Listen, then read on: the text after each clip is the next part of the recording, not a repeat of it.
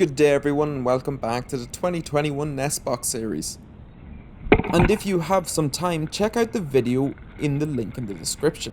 It's a short cinematic on Irish wildlife and how nature as a whole got us through recent times. And then come back to this as we've got loads to go through and the chicks grow so much. We're also going to see a little renegade of a chick leave the nest cup and take a little walk around the nest cup. A big milestone for such a little chick. We also see loads of preening being done now that they have their newly found feathers. But we will get to all of that. The day started like any other, Mork and Mindy bringing in loads of food for their little family. I know we've seen one light example of wing flapping from the chicks, but just look in the next sequence. A chick really gives it a go.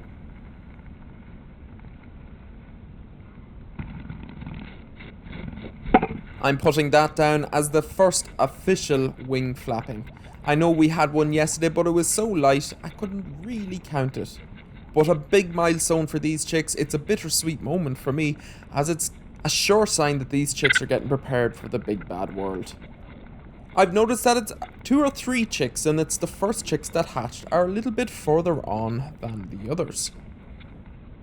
Just watch this next chick move when the parents leave. As it shuffles, you can see it doesn't have as much feathers as the older chicks. And we can see its flight feathers on its wings are still pretty much pin feathers and only starting to open up into true feathers. Something we were seeing on the older chicks in the last video or even the one before. Which would make sense as that chick is 2 days younger potentially than the oldest. And you may notice that the chicks are becoming more and more vocal as they get older. And especially the older chicks in this video, you're going to start seeing their contact call coming in a little bit more. This is what we have been listening to in previous videos. You can see the soft little chirps, and they are still there at the moment, but it actually changes in the next 2 days in this video. You see a chick here getting fed fat. But then once it doesn't swallow the food quick enough, it actually gets given to another chick which swallows it much quicker. So that would tell me that that chick in the back was a lot hungrier. We see a huge daddy longlegs being brought in just now. And the chick doesn't seem to be able to swallow it. So he spits it back out.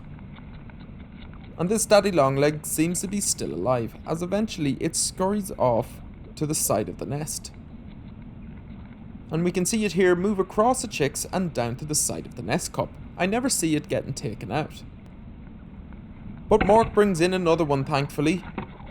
These chicks are never left too long without food. And this chick manages to get this one down into its belly. We see the oldest chick, or one of the oldest's, newly formed feathers on the wing. They're really coming into themselves now. Nearly there, but still a long ways to go before that wing would be able to fly. We also see the older chicks starting to actively move towards the parents, and this would be due to them getting to grips with their newly formed eyes. However, it still doesn't seem to stop them gaping as the parents leave sometimes. And in the next sequence, we actually see one of the older chicks take a walk. It steps over its younger sibling and actually completely out of the nest cup. If I do say so myself, it seems to be quite proud of itself. But still seems to be finding its feet. And I'll just take this opportunity to mention as it looks out the window that they are solid. You can't actually get in or out there. That's just to let light in for the camera. Look at him go. I've sped this next bit up as he spends quite a bit of time out of the nest.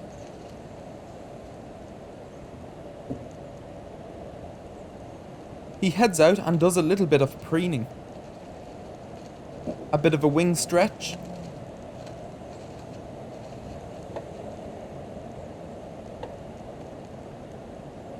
And if I was to guess right about now, I would start to say he's feeling a little bit colder without all his siblings around him.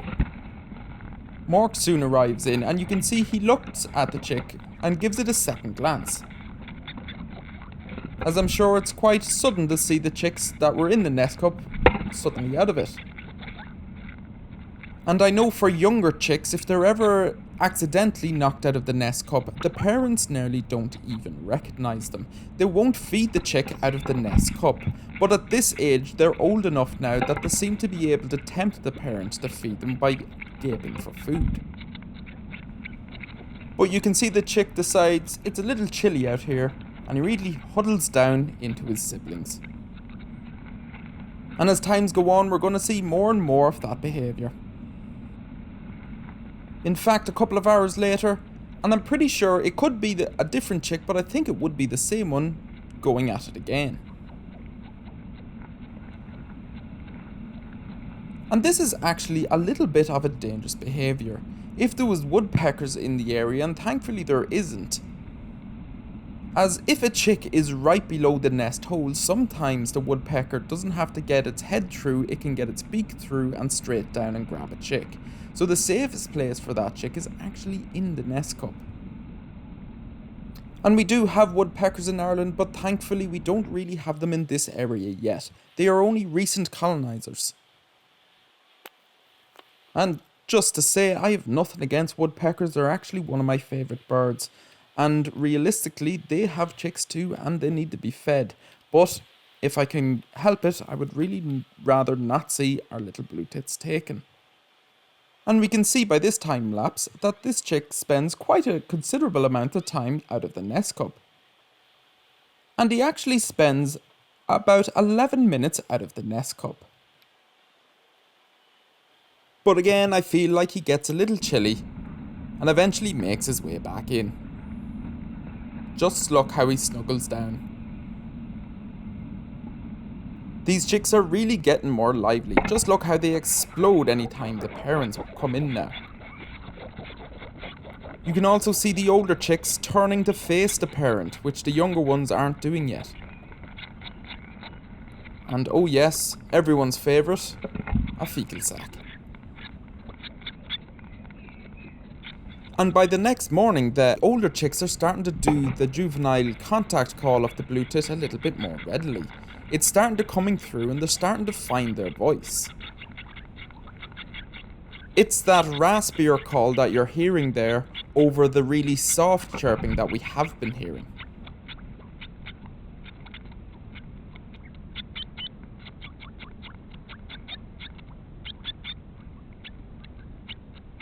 If you live in Europe or the UK or Ireland, you will be hearing this in trees and shrubs this time of year. I lived in Canada for a short period, and the birds there called chickadees make a very similar sound also. In fact, our coal tits, blue tits and grey tits, all different species of birds, are very like the North American chickadees. Especially the coal tit, it really does look like them. And on the 4th, there was no sign of these chicks stop growing. They're getting more and more lively every hour, and they're exploding out of the nest every time the parents come in. You can hear them all there really starting to find their voice. So why is this new call starting to come in on the fledglings? Well, my take on it would be that the soft chirps wouldn't be enough for the parents to be able to find them once they fledge. So you will see this call become more and more pronounced as the chicks get older and closer to fledgling. And the chicks will actually continue to be fed by the parents over the coming weeks when they fledge. And I believe this developing contact call will help the parents when out in the bushes and shrubs to help locate the chicks, as they don't always stay together. So the parents will have some job trying to find all 6 chicks in among a tree or a big bush, for example. And we see a huge beak full of food being given to a chick there.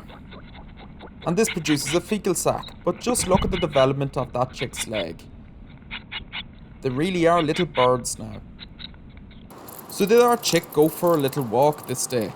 Well, he did. You can see him here going for another wander, exploring the four walls that have kept him safe. These chicks have only ever known these four walls, these two windows, and this odd looking camera looking down on them. And just look at their feathers growth. They really are coming into themselves. You can see on the back of the head the stripe that's even on the parent's bird is well and truly formed. And you can see this chick here starting to look after and starting to preen its newly formed feathers, focusing mainly on its flight feathers on its wing there. It's amazing how these birds have that instinct to do this, to look after those feathers straight away. So by the end of the day, the chicks were at their most lively they've ever been at. They're exploding out of the nest cup every time the parents come in. I'm actually starting to feel sorry for Mindy and Morg. But it's all in a day's work for them and they seem to take it in their stride. And there's a chick completely missing the boat with a fecal sac. And if you would, there's a link down in the description of one of my other videos. It's a short cinematic of how wildlife and nature and the general outdoors have got us through recent times. And if you agree with the message in it, please give it a share. Share it on your Facebook or anything else you want to share it on, as I really do feel it's an important message and one that we all need to start taking heed to. And with that, I'll leave it there. Thank you so much for watching and we'll see you in the next one. Bye bye.